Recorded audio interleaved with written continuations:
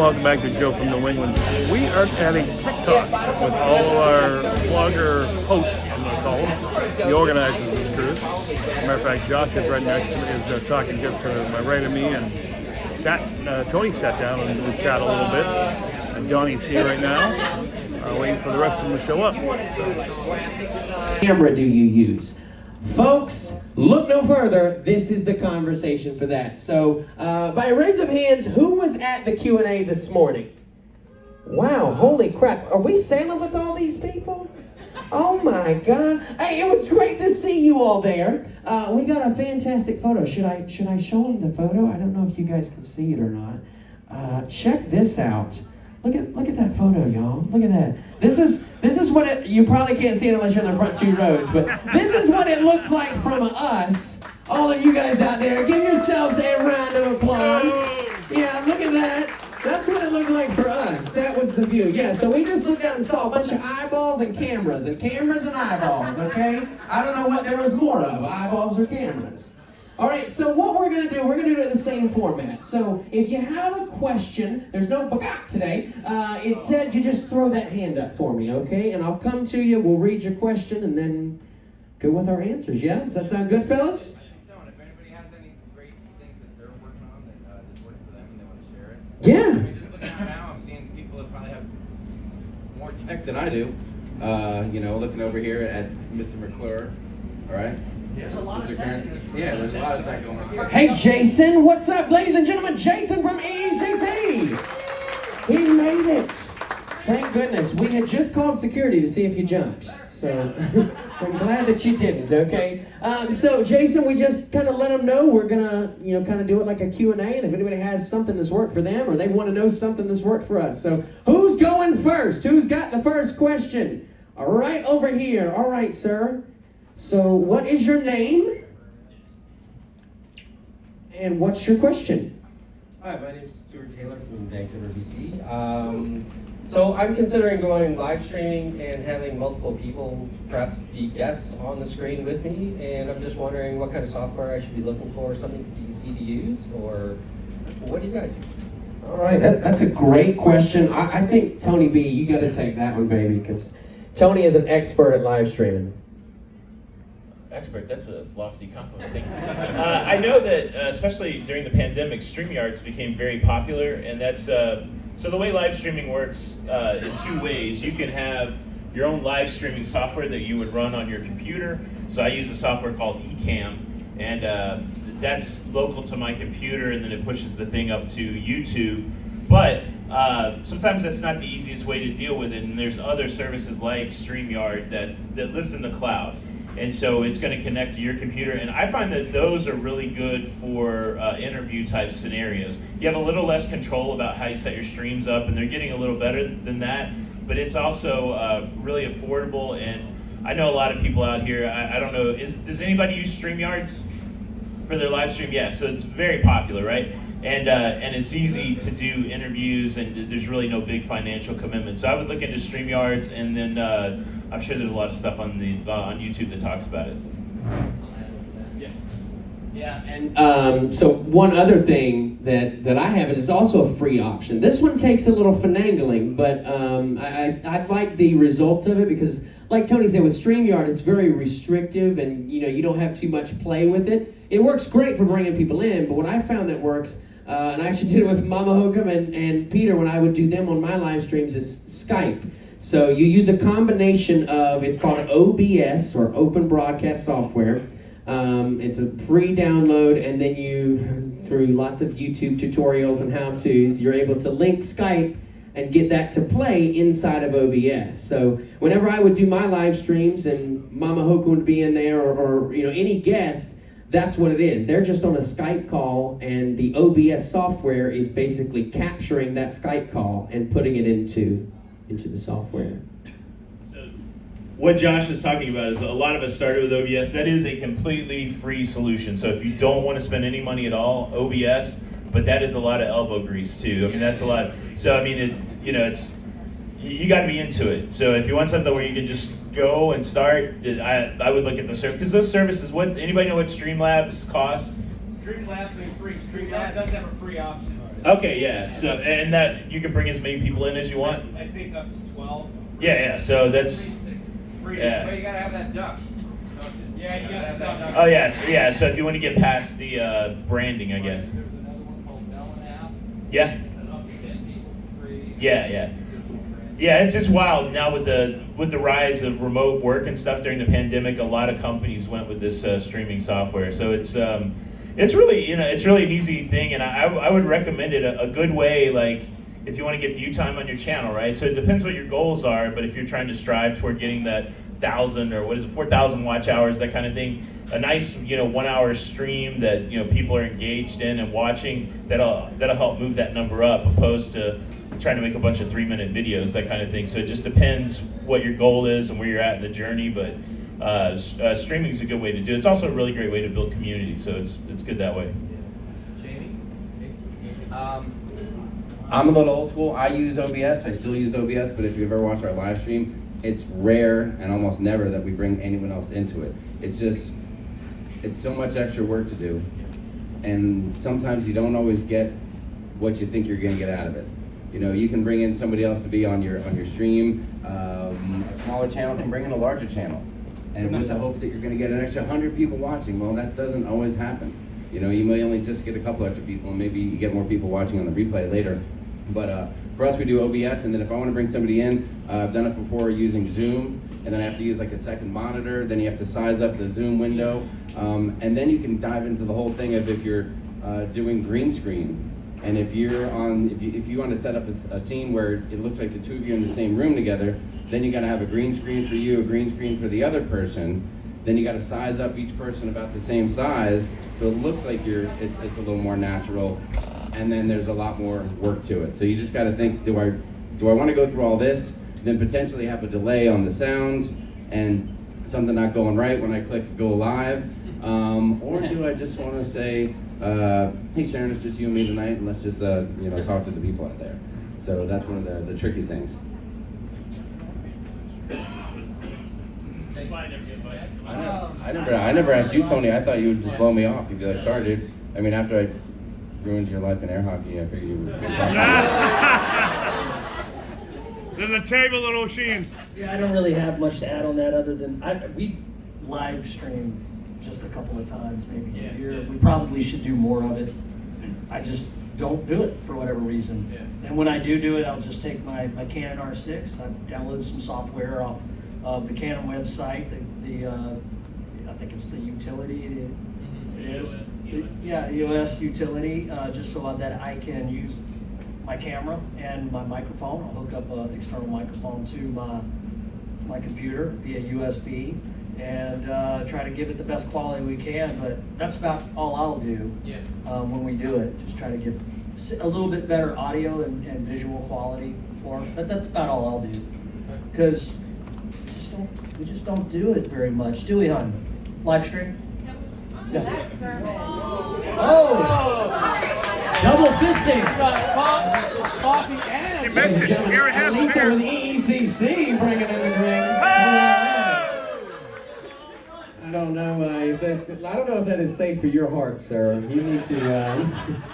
No, that was a great question. I hope that answered it. In short, you can do very simple with live streaming. You can also, as Jamie mentioned, be extremely complex. And of course, the more complex you get with anything, the more chance it is for it to mess up, and like he said, audio be off and things like that. So. Yeah, we that's a good point. I don't know if you do this, but typically before I do a live stream, like we'll do even a test live stream, right? So like I'll make an unlisted link on YouTube that only I can see and who I want to see, and we'll just go through and test everything. So a live stream for us often is not just turn on the computer and hit go. It's usually a 3-4 hour process, before of scheduling it, making the thumbnail, the description, figuring out what you're going to talk about. If there's any images or anything like that you want to throw in. So it can be a lengthy thing, or it could not. So does that answer your question, yeah? Yes. Great. All right. Anybody else? Who's next? What do we got? Anybody in the back? We can ask about what the camera is best, what software. Where? I see her. All right, I'm coming to you, love. Hold on. I'm going to get my steps in today. All right, what's your name and your question, please? My name is Sharon. It's about drones. I was in Iceland. You can use drones almost everywhere, but in America it's a bit more complicated. So anybody that's used drones for your videos, can you comment about that? Drones. My favorite. Josh, I've seen you do it. Drones, and more drones. So, Tony, don't have a drone? I own a drone. You own a drone? Okay. I bought it before. So I'm not really in the drone conversation, but my drone story is I had to have one, right? So when we started 2017, Casey Neistat was drone and everything, right? It's like, oh, we gotta have a drone. I would tell Jay, like, we gotta have a drone. And so we finally pulled the trigger and bought a drone before we went on our first Princess cruise. And very specifically, princesses don't bring a drone on board. So I got the drone, and then when I couldn't take it on Princess, I'm like, okay. And so I never took it anywhere. So I just have a drone that I've flown around my neighborhood. So these guys have done a lot more with drones. And every time I talk about buying something new, Jenny B goes, is it gonna be like the drone or? Yeah. So every once in a while, I gotta fly the drone to make it seem like it was a good purchase. Yeah, I got a little drone, DJI Spark. I use it. I've been wanting to upgrade for quite some time now, but just haven't done it. But the little Spark works great. It's small enough and compact enough where I can put it in my suitcase, and it's only been flagged one time, and they took it, put it against services, and then had to get it before I got off the ship. But oh Jesus, I don't remember. Honey, which cruise line was that? Norwegian. Pride of America. That's which one it was. But other than that, I haven't had any problems. I take it out to port. A lot of times you're not able to fly it at port, but I'm just kind of the person that would rather ask for forgiveness than permission. I'll just go hide behind the bush and send that bad boy up and get the footage. That's what it's really all about for me. I've only been caught like 3 times. But it makes the videos look really cool. All right, so I used to see a lot of great drone footage, and I said I want to get into that. I want to check it out. So I got the Mavic Mini at first, right? It's a very small drone. It's under 256 grams, so you don't have to register it. Because if you buy a drone that's over that weight, or that size, you have to register it with the FAA. And then in order to fly it, you have to pass some basic tests. And if we're being totally honest here in this room, if you want to use the video and post it on YouTube and monetize it, you have to be licensed. Okay, you have to go down to a place in your town, you have to go through the testing, you have to be totally licensed. So that's an important part of that and something don't forget. Now the reality is, I don't know if, a smaller channel that's not a monster size probably doesn't have to worry too much about that, unless you piss somebody off and they want to call you out on it and try to get you in trouble. I've seen larger channels that have talked about they flew it in state parks and things, and people, told on them and they got fined and stuff. So you just gotta, it's all about the risk and the reward. But after using the Mini a lot, but every time we went to a port, I'd be like, I want to fly, but there's a wind. And with a smaller drone, that wind will come through and just whisk that thing away. So then I got an Air 2, a little bit heavier. That thing will fly through most anything. So that's what I use a lot now. And you were talking about, like, the cruise ships will say you can't bring it. The reality is when you have a smaller drone where the arms will fold in, it really doesn't look much bigger than a large cell phone when they're looking at it, in your suitcase.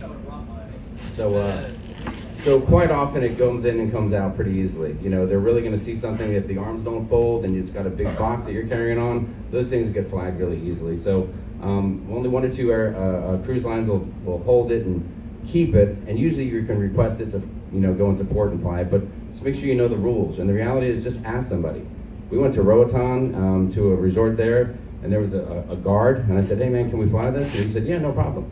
But I've been in a port and asked somebody, and he said, no, you can't do it here. So, just ask if you can, and then you'll find out if it's really cool to fly it. And the reality is, like you said, sometimes you just, once you get, 50 feet above the ground, no one knows what's going on. It's that first zzz that everyone, looks over and says, what's that thing?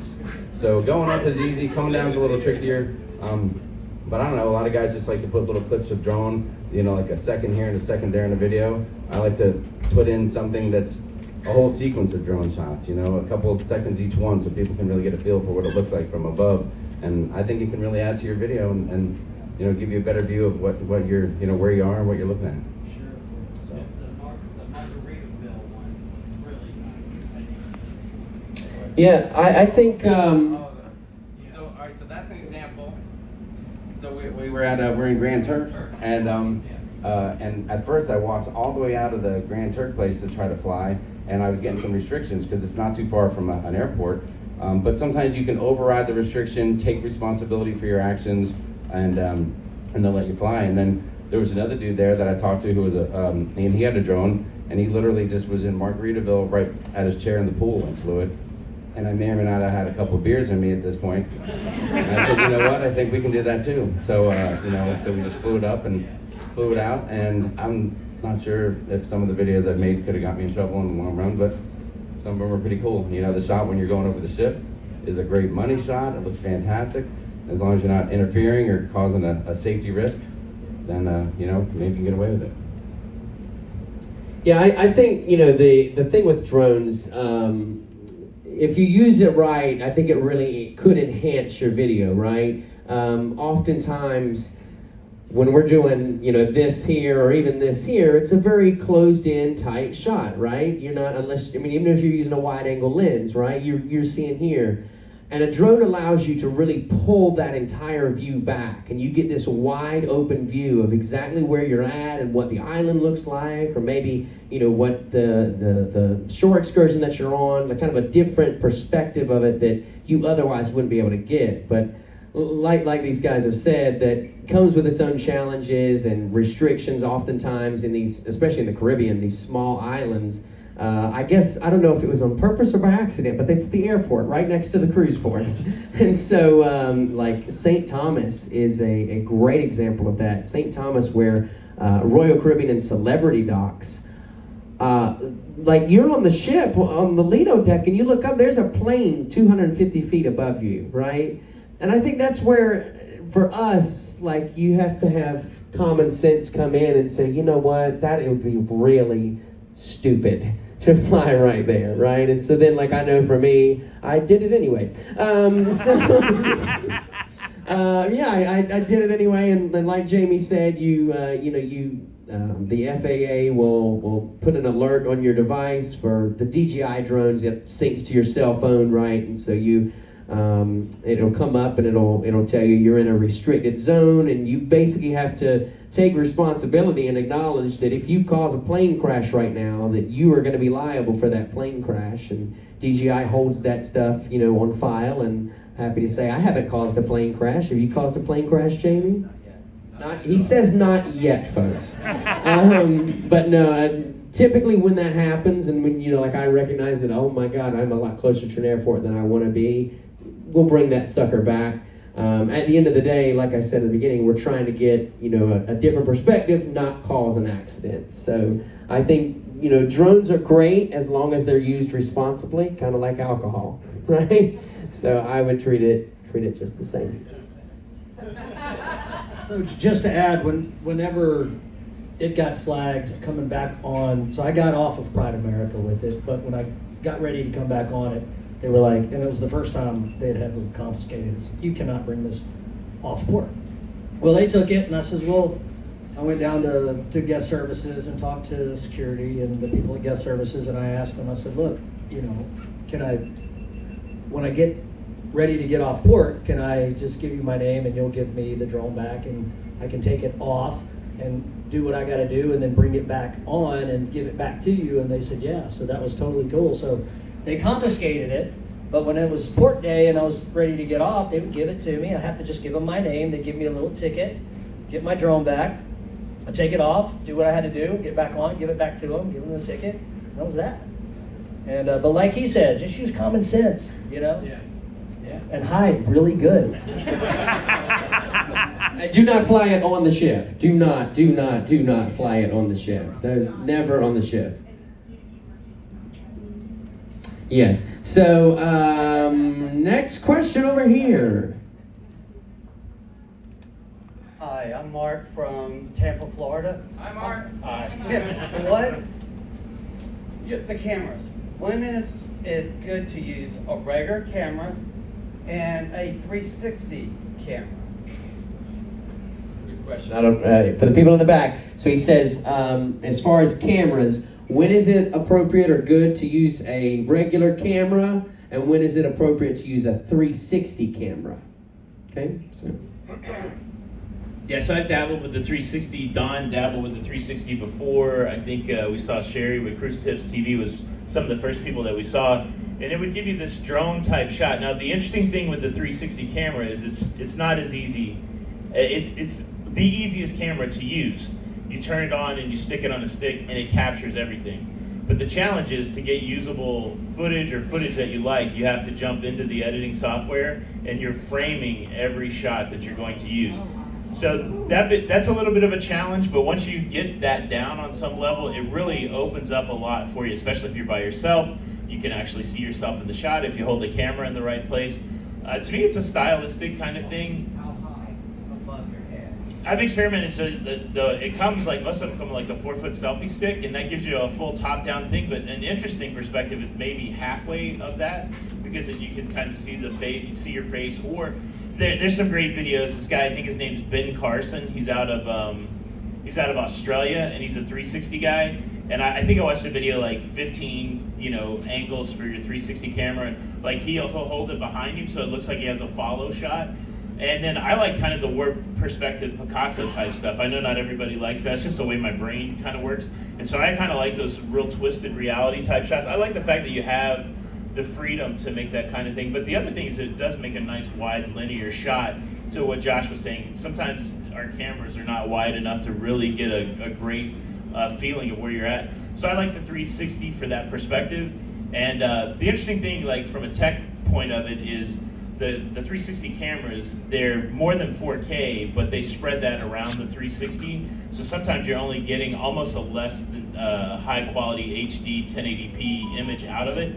And so with the latest versions of the Insta360, they're starting to upgrade their resolution. So it depends if you're somebody that loves to shoot in 4K in your phone or your regular camera, you're gonna struggle a little bit with what you get out of the 360 camera. But I honestly think that the 360 camera should be in everybody's tool bag. I've tried shooting whole videos and showing whole videos with that to mixed results. I've liked it artistically, but not everybody's liked the outcome. But I think for interesting shots, where you can be in a church somewhere in Colombia and you can see the full majesty of it. Yeah, I think it's really cool. But yeah, if I was, it would probably be like the third camera for me, right? Like I still like having a GoPro. I like maybe the fourth camera, right? So the camera that you're going to use the most, that you can reach the quickest, that you can take an image with, should be your number one camera. For most of us, I think that's our mobile devices. That's our phone, and the modern cameras have really great cameras. And then you might want to have an action camera like a GoPro. To me, I would go 360 after that. And then, big camera, it's tough. Like you got to have a commitment to the big camera, right? Like, so you got to be, I'm going to carry this thing around, and that comes with its own challenges. And then, if you want to go to the next level, have a gimbal. So it's the thing you're really trying to reduce the friction in your creative process, right? So you want to figure out what's going to get you the quickest to capturing something interesting without the least, with the least amount of friction. So I think that's going to make the camera decision for everybody. But I can tell you, and I believe this, that everybody that decides to carry a big camera around, we've all carried a biggish camera around, you're making a commitment to add a little more friction into your process for the trade-off of getting better footage, right? And so you have to decide where that is for you, and you don't want that decision to go with a bigger camera for better footage to make you create less, right? So to me, that's the balancing point. But you got anybody else on 360? Yeah, I've never used one. Has anybody got one here? I got a little bit. Yeah. Let's see it. I've seen. You got it with you? Ooh, it's show and tell time, folks. Oh boy. Well, if you're auctioning them off, we'll take them all. Yep, so this is the 360. This is the Insta 360. So see, basically it's got a lens on this side, a lens on this side, and so it's capturing, both sides at the same time. And then like Tony mentioned, you go back in that software. So it's 180 degrees, it's 185 degrees. Wow. Both lenses, so there's 10 degrees of overlap. Right. Which is why they always say you should put the selfie stick out Right. Because that stitch line, which is in between Right. every lens on all 4 sides, Right. if you hold it here, this is an equal distance so that your hand doesn't become a nub on the end of your arm, and so it doesn't look awkward. And so there's challenges where people will take this and they'll stick it in their mouth, and so their face looks all contorted, and it's this like teeth, horse face looking thing. And Insta360 encourages the creative process. Right. And one thing that I love about this, I almost challenge that this would be, and I respect your opinion, but I almost think this should be before a GoPro. Yeah, you like Waterproof, out of the box, just like a GoPro is, and it has the option to do one lens and not both, so you have the capacity to say, I want, it's in 2K or 2.5K, it's like 1440, a little less, but it's basically a flat image that's a 16:9, and you could say, I want to use this lens, I want to use the other lens. And a quick anecdote, I have a video of my daughter taking her first steps with this 360 cam. Wow. Sitting in the living That's room awesome. of my parents' house that they no longer own. Right. And so I can sit at home and put on my VR headset and watch my daughter take her steps, look around my parents' living room, and watch my daughter take her first steps. This is, yes, for content, it is amazing. But for family memories and the future of technology at this Tech Talk, the future of technology, we're all going to have headsets and things like that. Yeah. This is a family heirloom type camera, just for the family memories. I mean, Christmas morning, we all had our dad set up a tripod in the corner with a giant VHS, and it says Happy Holidays across the whole screen. You're like, I can't even see anything, Dad. It's 6 hours of nothing. This, you sit in the corner, you push record. I mean, it is an absolute game changer. In time lapses and star lapse modes, you can see all of the sky. It can do all of them. And so with the Insta360, so that's the one you have, right, Tony? So I'm gonna throw a third perspective in here. I've got the it's GoPro, the Max. Yes. So the GoPro Max, so what I like about the Insta360, and these are the things that like you want to know when you're thinking about this one versus that one. So you mentioned going underwater, right, and how it's no problem. The GoPro Max, forget it. I just learned this last week. I thought I was doing something wrong. And finally, because like I've had the Max for, I don't know, maybe 6-8 months, taken on 2 cruises. And it was great. Like it has the stitching, so you can do the 360 or you can do just one lens or the other. But every time I would take it under the water, it would be blurry. And I'm like, now make that one make sense to me. Am I cursed with blurriness or what's the deal here? And so I got to researching, and so I don't know if we can see that one more time, but on underwater cameras or cameras that are meant to go underwater, it's gonna be hard for you guys to see. There's 2 lenses, okay? So there's an outer lens and then there's an inner lens, right? And so by having those 2 lenses, it basically does like a fishbowl effect, right? And so when you go under the water, there's the salt, it's small particles or I don't know, fish poop, whatever, is mixed up in the water. The camera is basically trying to focus on that if there's not 2 lenses, right? So by having 2 lenses on the Insta360, when he goes under the water, it's shooting through that second lens so that that second lens is acting as a barrier, so his image isn't blurry. For the Max, there's only 1 lens. So that could be a big deal for you. Interesting enough though, the Max is still waterproof. Why? I don't know, but it is. Because you should never take it underwater, it's pointless. So. What the CD or the SD card, what would you recommend for storage? SD cards, yeah, so I would say No less than what? I usually do no less than 64, but I know I'm probably even low on that, yeah. Yeah, I mean, I try to get 128. I can't remember the speed though. That's the more important question is the speed for video. And I always have to Google that. Like when I'm getting ready to purchase, I'm like, oh, okay, I have this kind of camera. What speed do I need to capture 4K or something like? I don't remember that off the top of my head. I don't know if you guys know what that is, but yes, the size is just whatever you want to do, and the interesting thing about size is like how you want to manage your storage. Like, you know, you want to copy stuff off and save it somewhere, and you know, it's a lot easier to copy a 64 off than a 128. Because I do a lot of hiking once in a Yeah. while, and I would like to have a 360 on a pole while I'm Yeah. doing my hikes to give people a perspective Yeah. of my travels Yeah. on the trail. Yeah, it's so like right now I think in my GoPro I've got a 128 gig card in it, and shooting at 4K I'm getting 2 hours and 40 minutes, so you can get a pretty good long walk there on that. And then I think it's about the same on the Insta360. But I love the Insta360 for the walk, and you know, it's I do agree with your point. It captures like no it's so once you get the editing down, it's a very almost want to use it all the time kind of camera. Yeah. Is the audio, how's the audio? Is that audio? The built-in audio is not Audio great. is on such the a camera. big deal for the Well, video. Right. But you can hook a mic to it. Yeah, it has 360-degree audio. There's 4 microphones on it. Yeah. The problem is if there's a whisper of a wind, it's gone.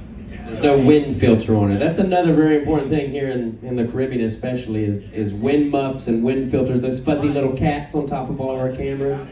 Yeah. You can get adapters, but you have to be careful because it sees everything. You have to find something that fits inside that stitch line. So they have specific brackets for like your Rode wireless goes and stuff that'll go with it.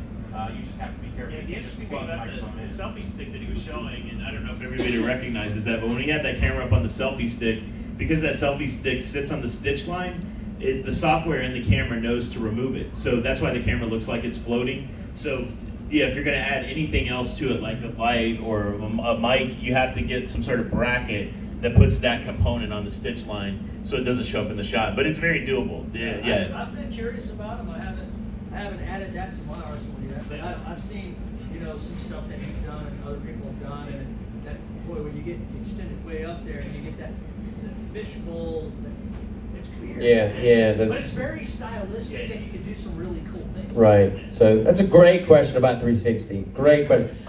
Like most of these topics, y'all, we could have a whole separate topic about. I mean, it could get really in depth. I see a hand back here at the bar. Y'all, man, yes, get my steps in. I was sitting down too long. Hold on, let me do a couple stretches. Okay. Hi, what's your name? Margo. Margo, and what's your question? My question is music. Where do you get it? How should you use it? When should you use it? Great question. So she said music for everybody. Hey, everybody in the back. Hey, I know y'all are back here. We're going to get you. I'm coming back next, okay? So her question was about music. So where do we get it? When do you use it? How do you use it? Jamie? And I remember back in the day, you'd pull music off just directly off YouTube. And then you're like, okay, I've gone through those 44 songs and there's not much left to do. So I just use Epidemic Sound, you know, and you try to find music that just goes with whatever the mood is.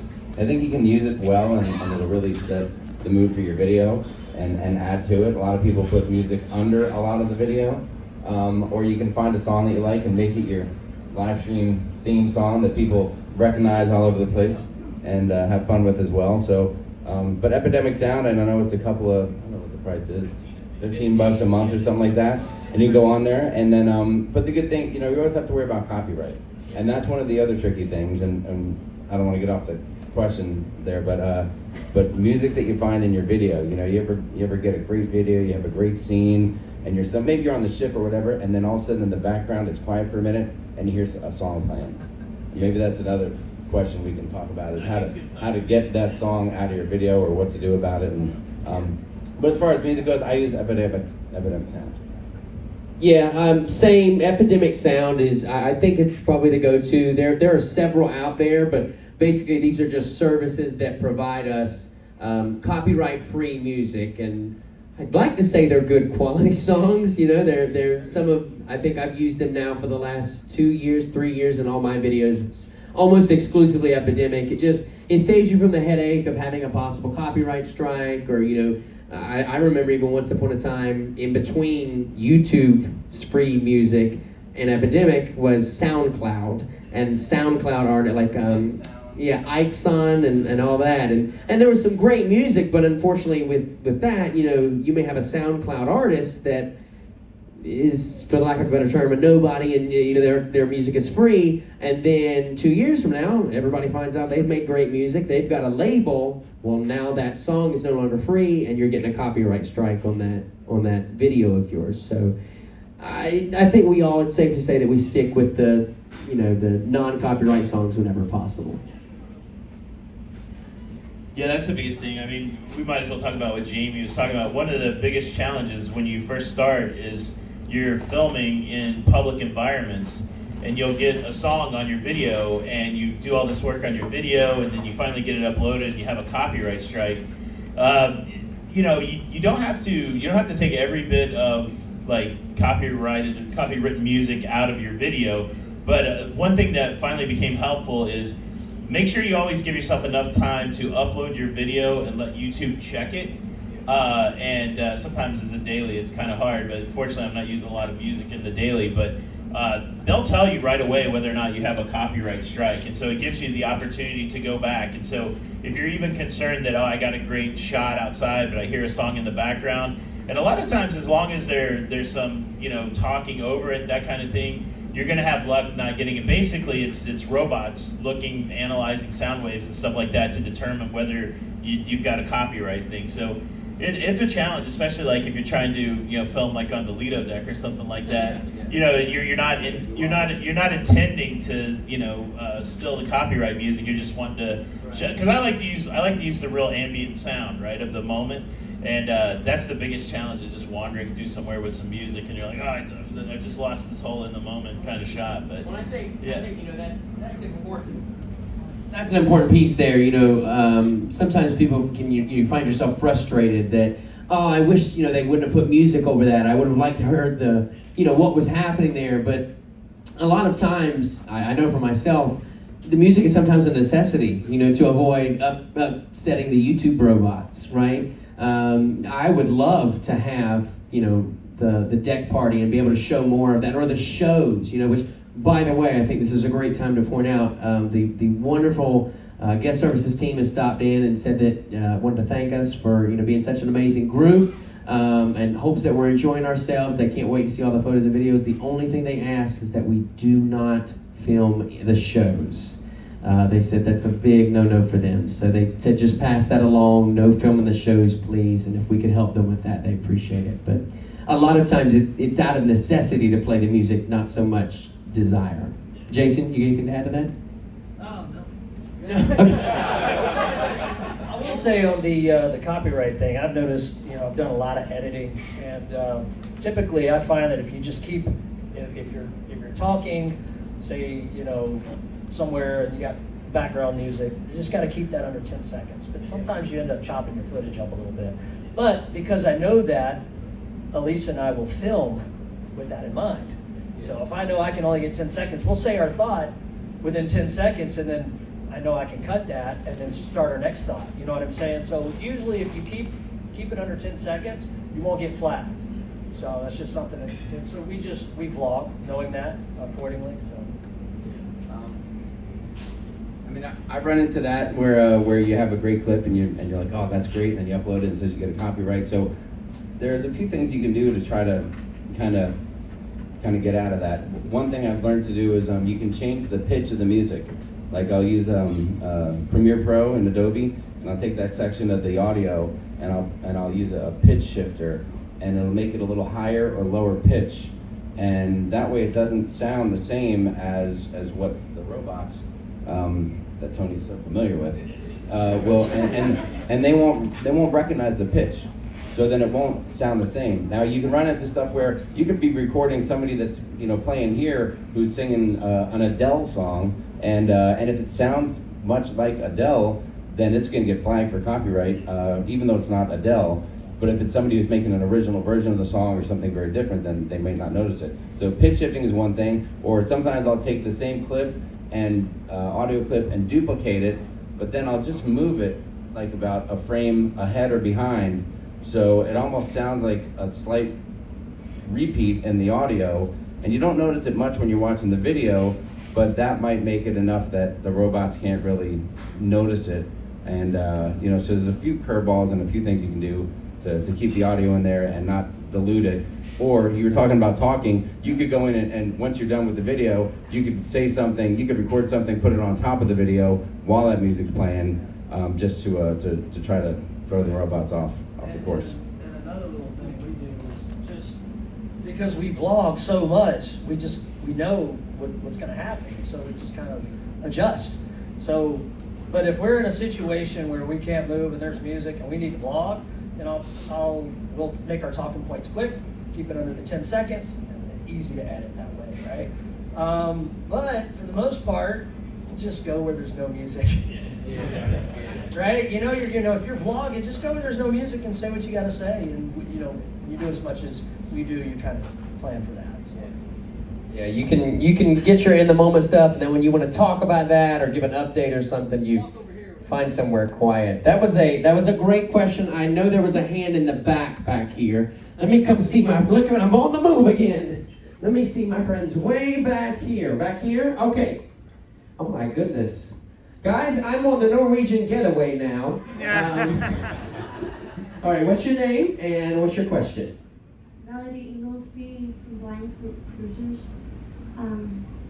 I just purchased the Zoom, I can't remember the whole Zoom Pro podcasting equipment, portable podcasting equipment.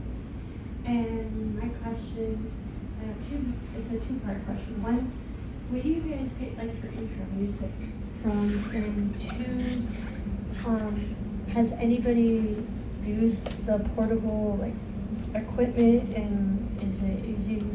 We're still trying to figure out how to use it. I'm just wondering, is it easy to work or?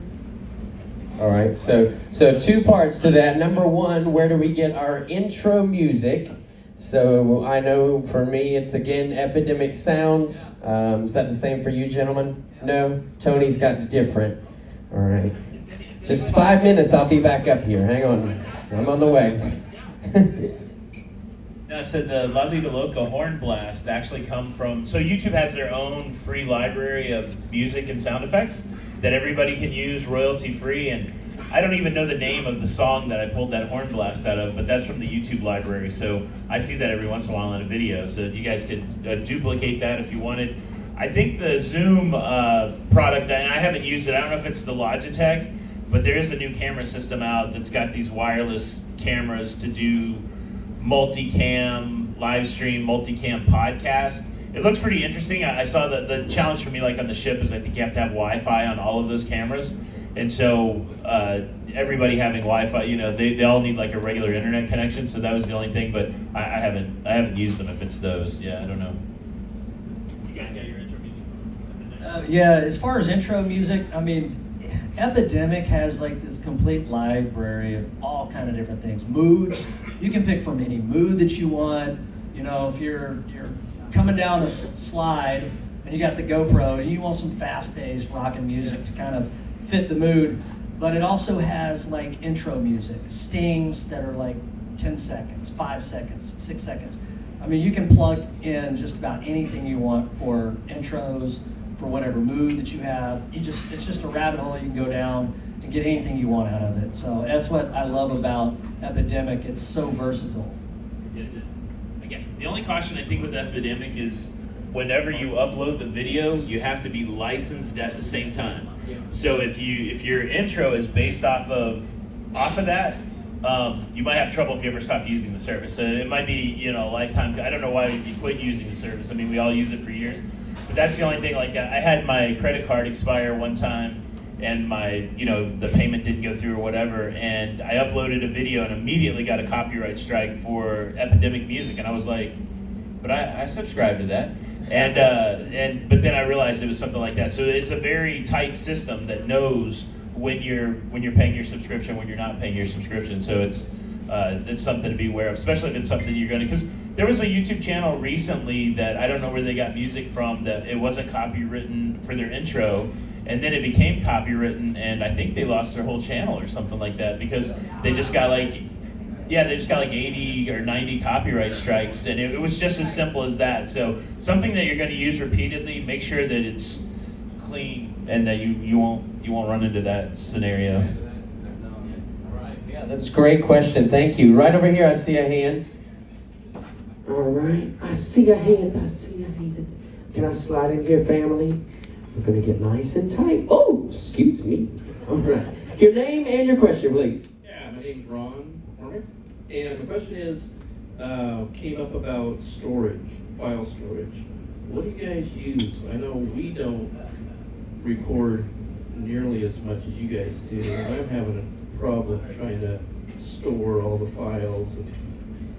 That's a good question. Yeah, that's a great question. So what do we use for file storage? So not like on the camera, but like once you're done for the day. Yeah. So I know for me it's an external hard drive. I have I don't know how many of them, 4 or 5 of them, 4 terabits or less. Don says he's got 10. Mark, how many you got? I just had to get another 14 gigabytes. Four. We're at about 4 or 5 of them. Wow, yeah. So just external hard drives. You can get them on Amazon or Sam's, Costco. Yeah. That's just what I use. And I don't know about you guys, but I typically like catalog my footage. So like I'll make a folder for Norwegian Breakaway 2023, and then I'll do day 1 and then day 2. And then sometimes if I'm really feeling froggy, I'll drop inside of that day 1 and do GoPro, Canon, DJI, and just really have your footage cataloged out.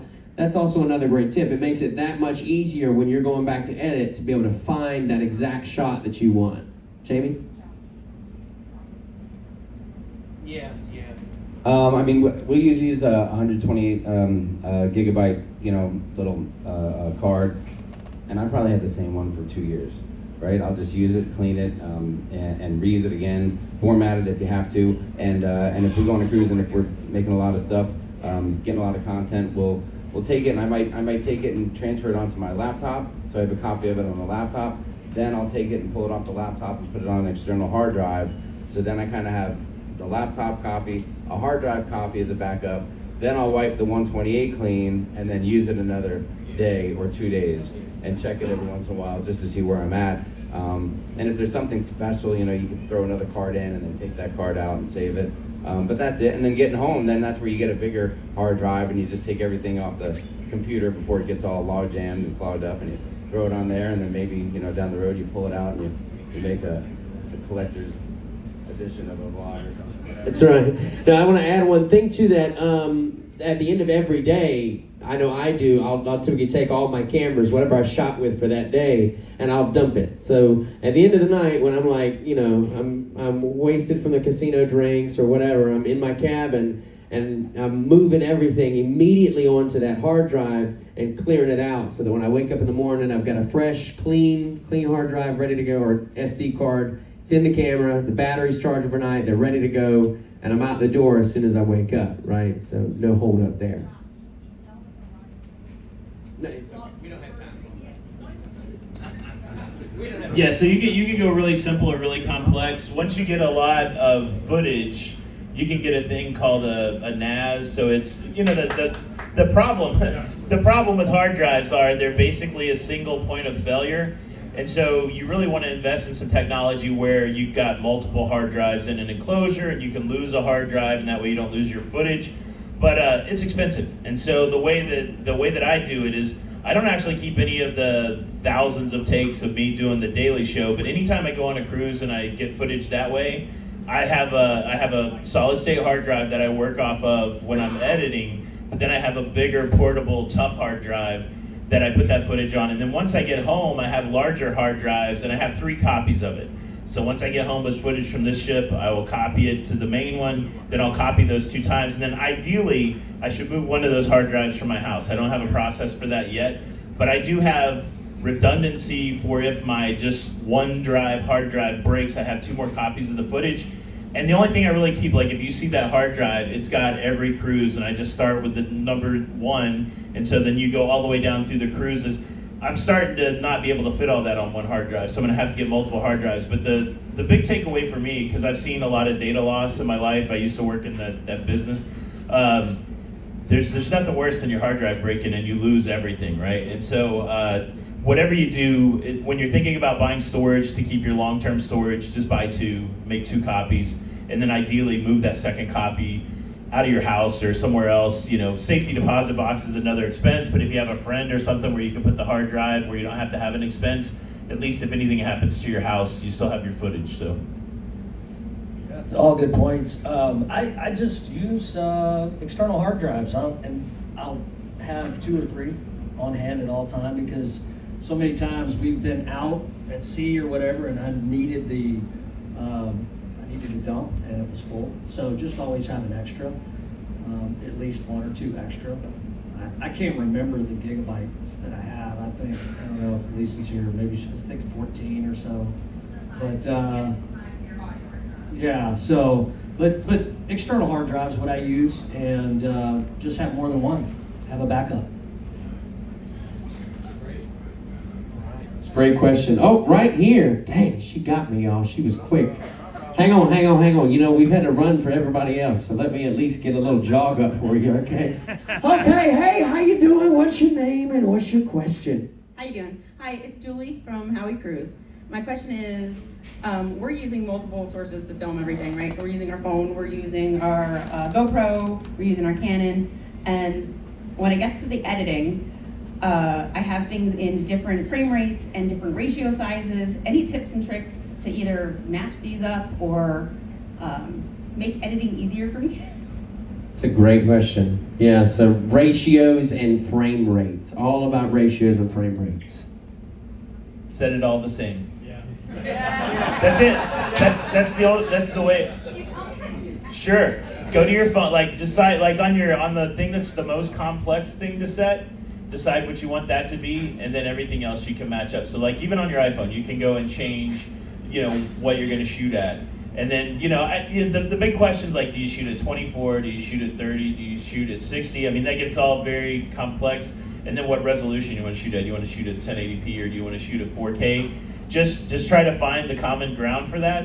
And then, of course, like in most editing software, you can define what the timeline will be, and it will tweak the footage. But depending, like, if you're putting stuff into a 24 frame rate timeline or a 30 and you've got 60 footage, it's actually going to make slow-mo. So you got to be careful.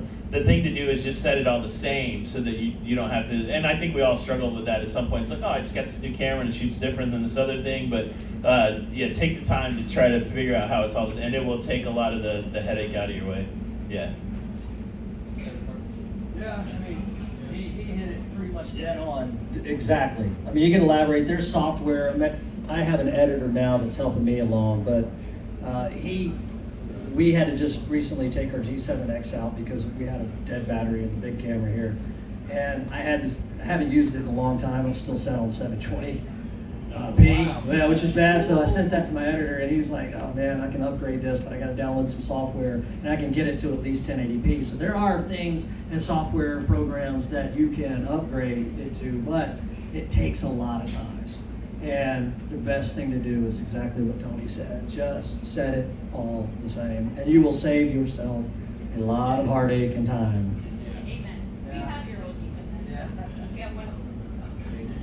Yeah. So I recently went back and was like, okay, it won't go up to 4K, but I can get it to 1080p. Actually, I just started shooting on 4K. I'm late to the game. I mean, I just started. My editor was like, all right, Jason, your stuff looks great, but let's take it to the next level, man. He was like, are you ready to shoot in 4K? I'm like, hell yeah! But it's gonna take forever to upload, you know. And that 4K will take up a ton of space. Listen, I mean, I'm very old school. Everything I do is all 60 frames per second. I don't get into the 24 frame or anything like that, and then when I put that in the timeline, I can slow it down and get a little slow-mo or speed it up, and it looks pretty decent, and I just keep it very simple. And you were talking about earlier about bringing different cameras with you, and you were talking about the friction to what you're going to do, and I mean, I still use a 2.5-year-old, 3-year-old M50 for everything, and I'll get comments like, hey, that footage looks great, what are you using? And I wish I could say something really cool. But I don't. I'm like, yeah, that's just my M50, and I just have a simple mic on it, and just doing that, and it's always worked. And in my mind, I'm thinking, I feel like 80% of the people that watch the video are watching it on their phone or on a computer monitor that probably it might show 1080p, like you're talking about 4K, and that's amazing, but I don't think there's a lot of people that really watch a lot of stuff in 4K. Not quite yet, or can tell the difference. So that's probably my biggest thing is I'm just like, hey, I'm just gonna stick with this, and I don't know about that, but that's my theory. I could be totally wrong, you know, but that's how I look at it. Yeah, go for it. I agree 150%, Jamie. You know, I think you can get as technical. I'm not a technical guy. I'm cringing getting up here with these guys because I'm just not a super technical person. I never was one to be that way. I just kind of it started rolling and happening, and Elisa taught me how to edit on iMovie, and then I just took it from there, went to Final Cut Pro. And I think more about being technical savvy is just having some creative abilities, a little bit of talent, you know, catching the moment, being stylistic and putting it together, and being genuine. And, you know, I think that's really what it's all about, because people will watch you not because of how awesome the footage is or how great the camera is. It's they connect with you, and that's the number one thing. So don't forget that when you know, don't get so caught up in the technical stuff, because it can slow you down. But it is good to know, you know, but I just don't let it bog you down. It's a great question. Great question. Next, she beat you just barely, Chief. She beat you. I'm coming to you. Hello, what's your name and your question, please? Hi, I'm Brandy, and I was wondering what's your current favorite camera rig setups? And knowing that they're very expensive, do you recommend anything more beginner for people trying to start out? Great question. I'm going to hit the second part of your question first. I would always recommend your cell phone to start out. Most people, if you whip out your cell phone, it's probably got as good or better of a camera lens on it than, you know, this G7X here or that M2 or R6. Our cell phones today are fantastic, right? So I would definitely say start there. That being said, I've always been team G7X. I'm with ParaDJ. They also shoot on a G7X. They've got the Mark II. This is the Mark III, and it is Mark Trash. So do not buy this one. No, it's a good camera. It's just the focus is, yeah. The autofocus is horrible on it. Yeah. And Canon knows that, and you know they claim they're going to fix it with the next one. But that being said, it's a good lightweight camera. Like it'll fit in my pocket. You know, I can beat it up a little bit. It takes a good beating. So like for me, I told y'all earlier, I'm like 4 years old, right? So like I didn't need one of these nice big shiny R6s or something that I'm gonna bang into a wall and mess up. But our channel with the G7X. I've had like 4 of them, and they're fantastic. They perform excellent in low light, better than this R6 does all day long. The built-in stabilization is some of the best that I've still used, and we do have it. And actually just started integrating it back into our setup and giving that to Elisa so she can go and use it. I love it. It's just the autofocus. That's the only problem with it. But if you're gonna do. And the G7X is a good priced camera too. Like when you're talking about, you know, these up here, the G7X is definitely on the lower end for pricing. I would recommend either waiting to see what the Mark IV looks like or doing the Mark II. The Mark II is a solid camera, right? It's a pretty good camera. They upgraded some things with the Mark III that you'd have to, you know, weigh out. But in general, the Mark III, the worst thing about it is its stabilization. But Tony, Jamie? Yeah, I think somebody has it over here. I think if I was doing it again, the thing you want as well as image quality is you want people to be able to hear what you say. So I think the microphone is as important, but somebody's got a phone with the Rode connected, right? Or didn't I see somebody's camera set up here? We did, that's good away. Yeah, that's exactly what I would do. So like the Ship Life, Jay from the Ship Life, he's got over 100,000 subscribers. He made all of his videos with an iPhone, and he edited most of his videos on an iPhone. So if you have an iPhone in your pocket today, you could go out there and start that. But the mic is important. Sound is important. People will click off your video if they cannot hear what you were talking about. And so a good wireless mic setup, like those Rhodes, are less than $300. And if there's two of you, you can hook a receiver up to your phone. Each of you can have a microphone on you with a little wind muff on you, and you're good. You're like vlogging all over the place. People can hear you, because at the end of the day, if you can't hear it, and then a tripod, right? If you really want to get some stability in your life, it's okay to set your phone down on a tripod and talk to your phone, because between shaky and bad audio, I think those are some of the things that people will click off the quickest. But there's a lot of forgiveness in the image if people can hear what you're saying. So for me, like if I was just starting today and I already owned an iPhone, I would get a good wireless mic. I would get some sort of selfie stick that had a tripod base on it, and I'd be off to the races. Right now, I film almost everything with just my iPhone for B-roll, and then I use my iPhone a lot for just if I'm going to stop and talk to the camera. I mean, most of the stuff I do, I'm talking head now, just in my studio, and I've got a nice camera for that. But when I'm out and about, I just don't like to be covered up with camera gear. You know, I don't want to lose the moment by. And I used to be like that. Like I used to try to I've got gimbals, gathering dust and stuff like that. And it just, I never found it to be. It's back to friction for me. It added too much friction, and it took away from my enjoyment of cruising. And I don't think I told a good story because I was too worried about, did I get the exposure right? Or is this shot blown out? Or is this shaky? That kind of thing. Now I just let me just see if I can share the moment. But so if I was telling somebody new, I would start with the phone until it didn't make sense anymore. As long as you had good audio. Yeah, I mean, just to expand on that, or just agree with that, definitely. The sound is at least 50 to 60% as much as importance as the audio. I mean, you could have the visual.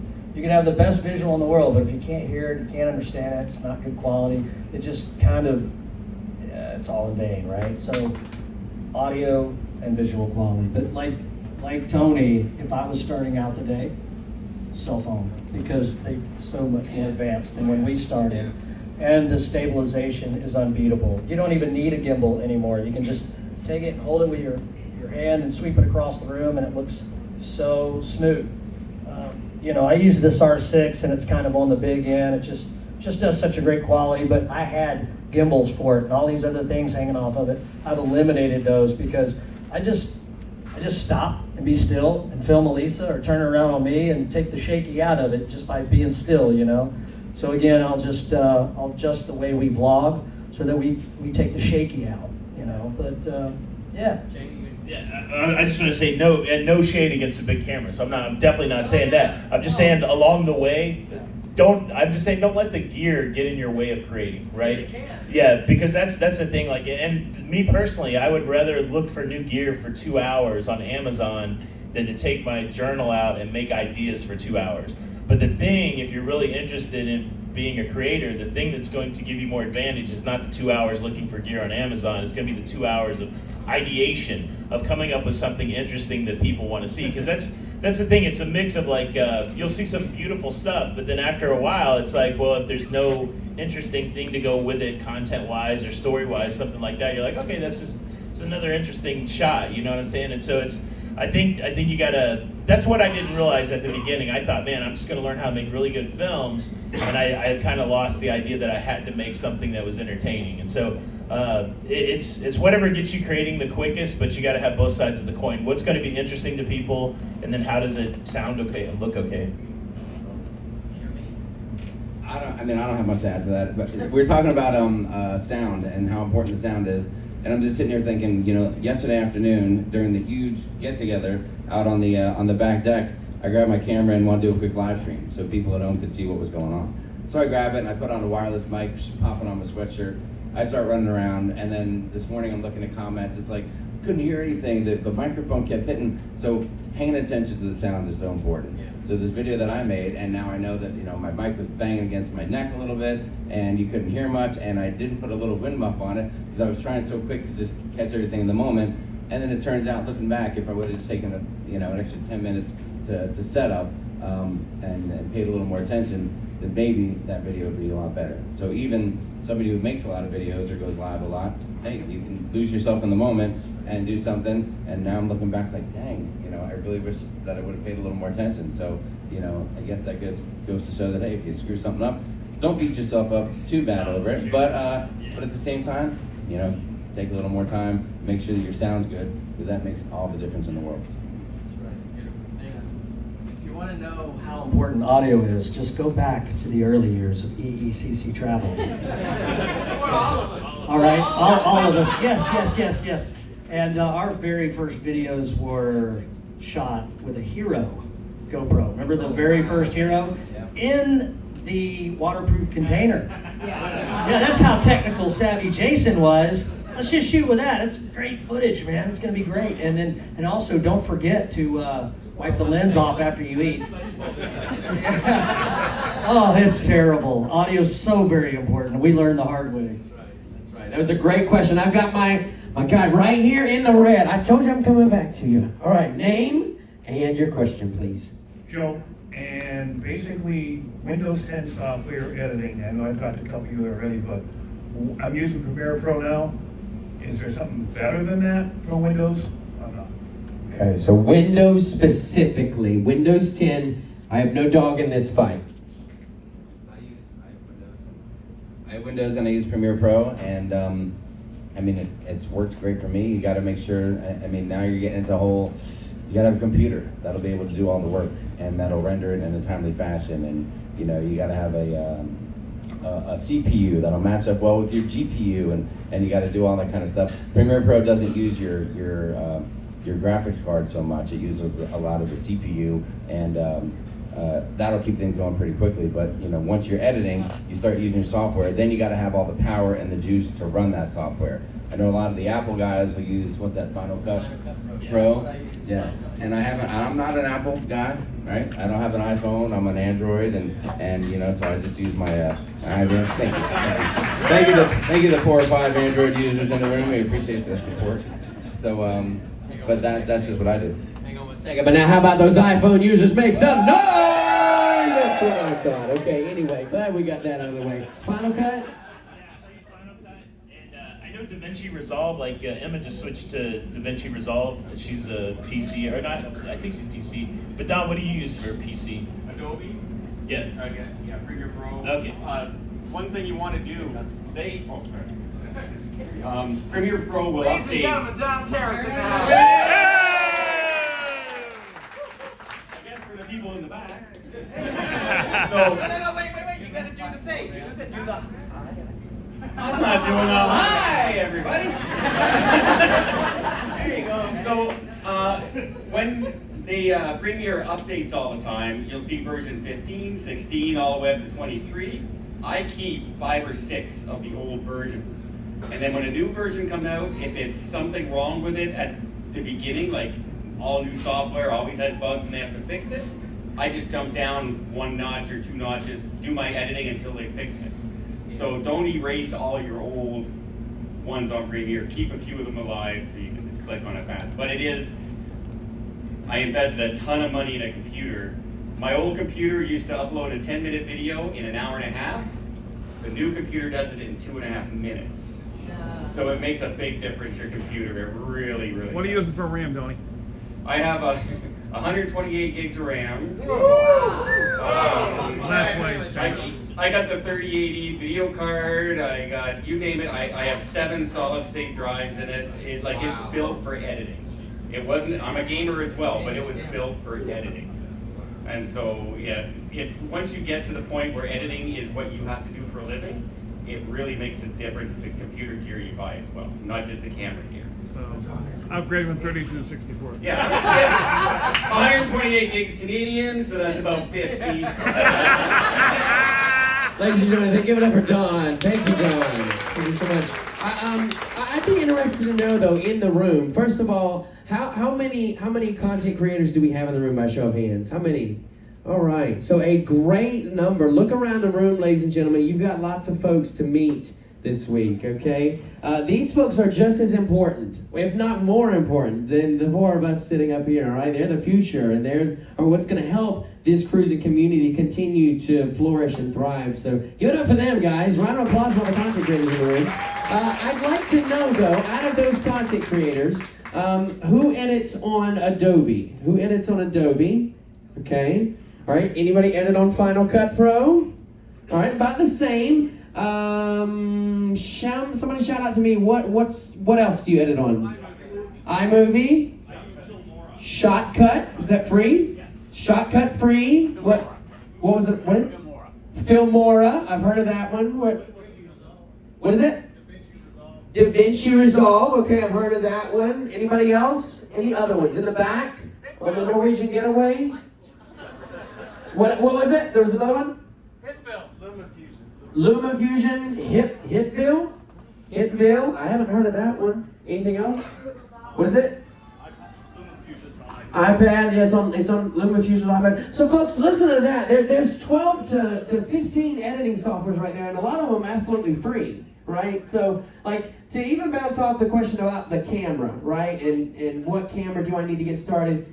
Use your phone and get one of those free softwares and make some great content. That's a great question, guys. I think we have time for maybe 2 more. Can we do that? 2 more questions right here. My question is, I mean, we could talk all day. But as far as editing, who did you learn from? Like what YouTube videos, what channels did you watch the most to learn things that you've learned? So for me, I think we probably shared the same a little bit. I initially was inspired by Casey Neistat. I don't know if you've heard of him. He's based out of New York City, and then he made a mistake and went to LA for a while, and now he's back in New York City. But anyway, Casey Neistat was a massive, inspiration person for me. I've always just loved to create and make something that I can call my own, and I feel like he really resonated with that.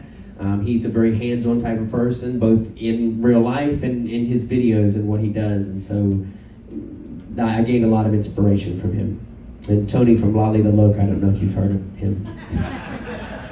Sorry, who? Hey, air hockey guy. I don't know that, I guess, it's just that I've learned stuff over time, and you watch somebody's video, and I don't know that I can name one person that was an inspiration, but you just watch content and you see things and you learn things, and something catches your eye and you try to mimic it or do it again if you thought it was super cool. And the only thing that I've really learned over time is that less, I was talking about this with another guy in the room, less can really be more.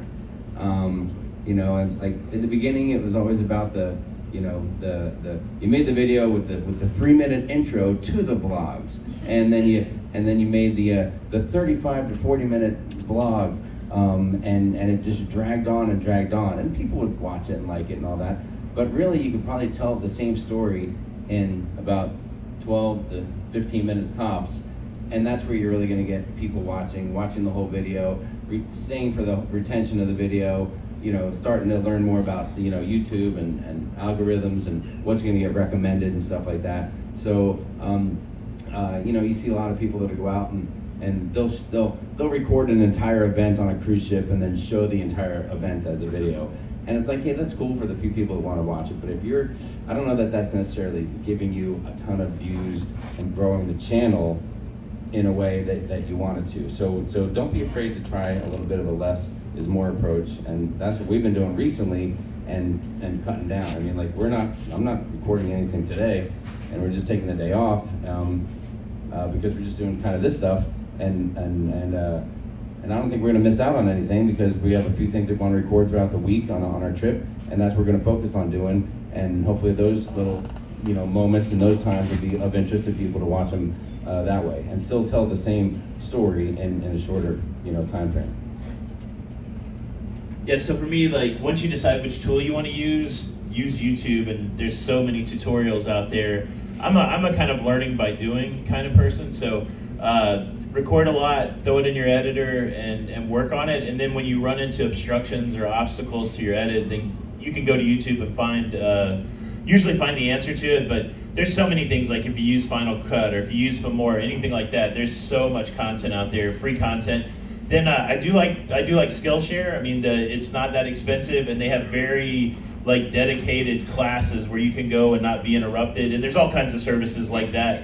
But then to Jamie's point, the evolution, of course we don't vlog much anymore. But what I realized, probably after 2 or 3 ships, I remember on their very first cruise, we went to Key West, and the very first video I made had a 4-minute driving to Mobile thing. It's like the most boring thing ever. It's like, hey, here's some more interstate, and here's some more interstate. Could you kill me because here's some more interstate? But and then on that trip we took like an all-day tour, and I just stood there with a camera and I recorded everything. Everything. I got to get everything that the guy said, and it was horrible. It was horrible to just go through and is there anything interesting here? Am I just going to put this whole thing up? But in my mind, I started getting this mantra like I just want to film for the edit. So let me just film 30 seconds. Let me just film 10 seconds that I know it's going to be usable and it's going to be pertinent to the story, because it's so much easier when you film with intention opposed to dragging yourself through reviewing all your footage when you don't have the same emotion of the moment. Like if you're watching some tour a week later, you don't feel the same as you did there, and so you don't know what's interesting anymore. So really just being very selective with what you film.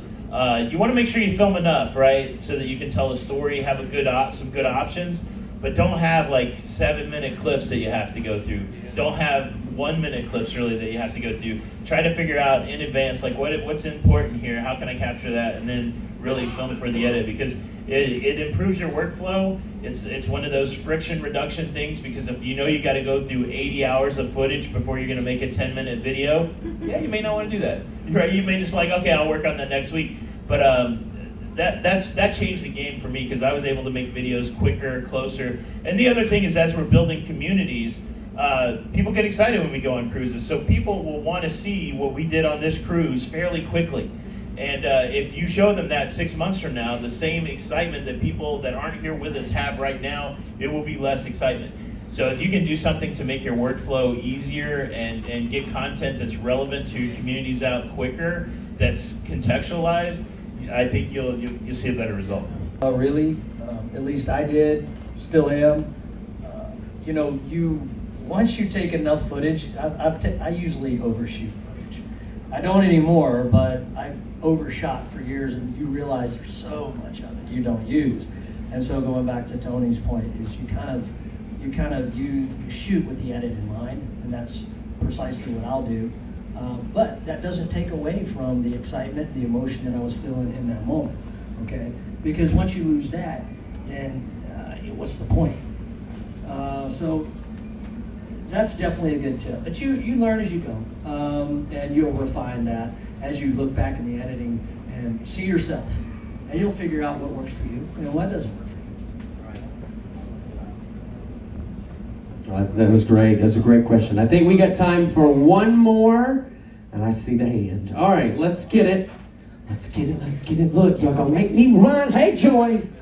Okay, I'm gonna loop around this way. Look, I'm gonna run back this way a little more. Okay, now I'm coming back. Beep, beep.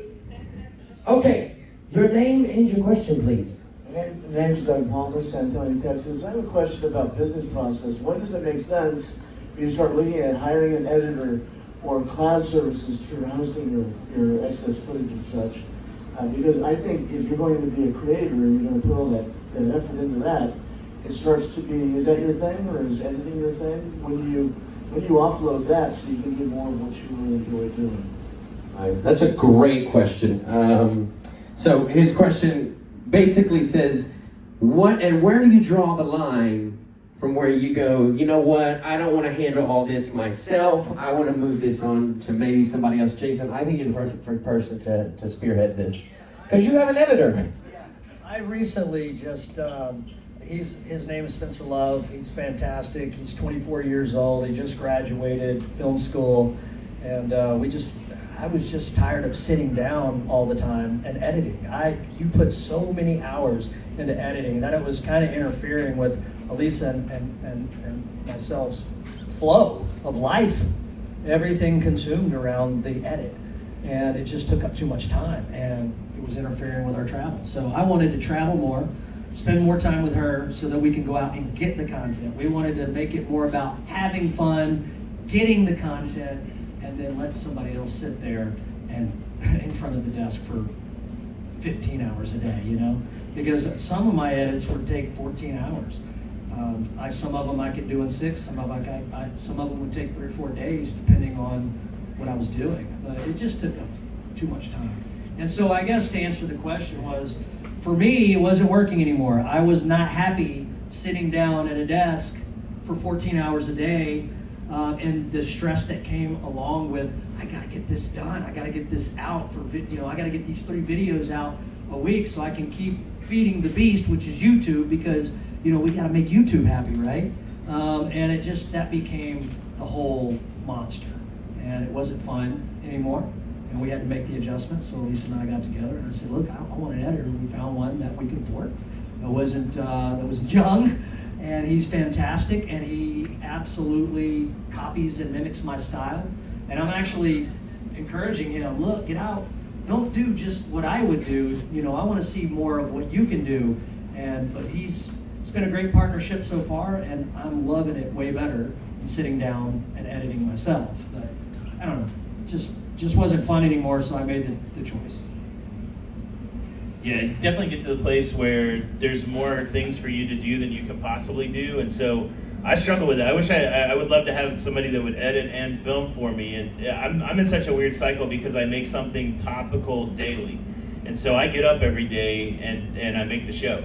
And so it's hard for me to, I really I'm looking at my kids, I'm looking at people in my town. It's like if I could cut my show in a couple hours and then hand it off and know that they could hand it back to me in a couple hours so I could do it in the same day, I would gladly hire somebody to do that, because I feel like I have so much more to create, but I am still doing all my editing and all of that stuff. We finally, so my sister's finally, I hired her to write for our website because that was something that was sorely lacking.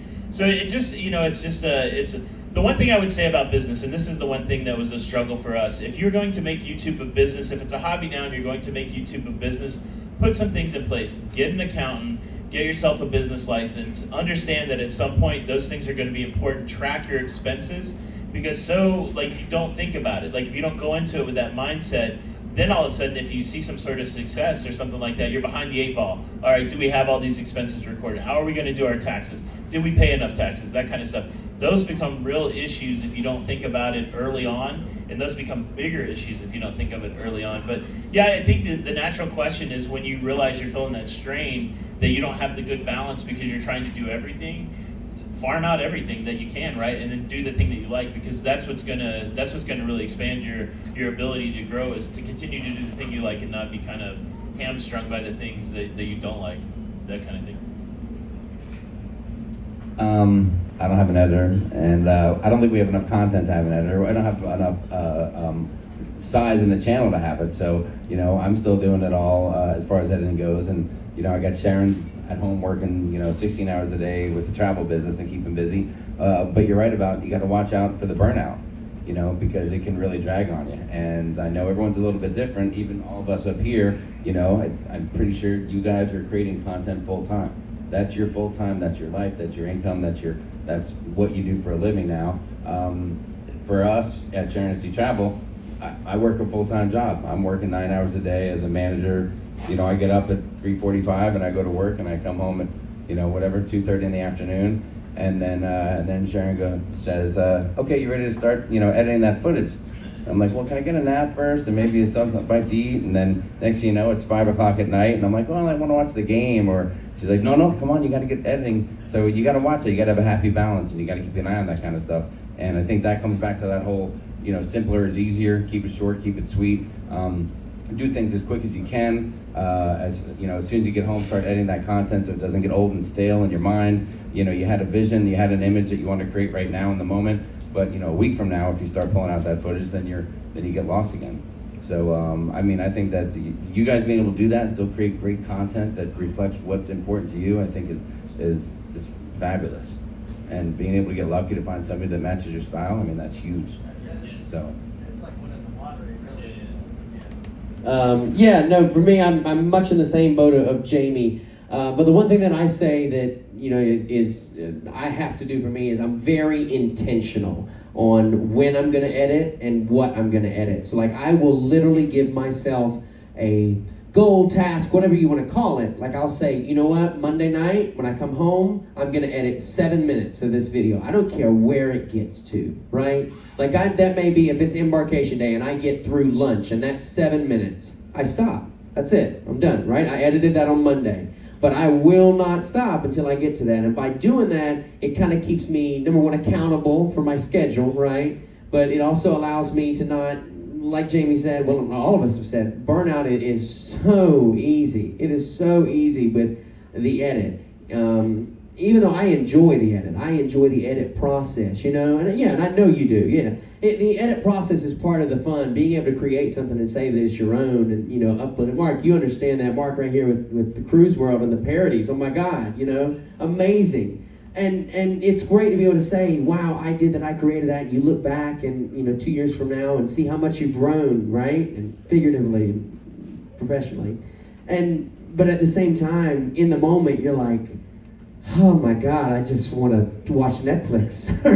You know, I don't want to do this, right? Or I just want it to be done. So I think it's also important to set goals and be intentional with what you're going to do with your time. Make sure you manage it well and give yourself a break, right? At the end of the day, YouTube's going to be there tomorrow. So if you got to upload it tomorrow or the day after, you just upload it tomorrow or the day after, right? You don't want to anger the robots. But give yourself a break. So, gentlemen, thank you guys so much. How about a round of applause for these guys? Maybe myself, I guess. Guys, this has been your Tech Talk. Tech Talk here on the Norwegian Breakaway. Folks, we've got lots more fun happening around the ship the rest of today.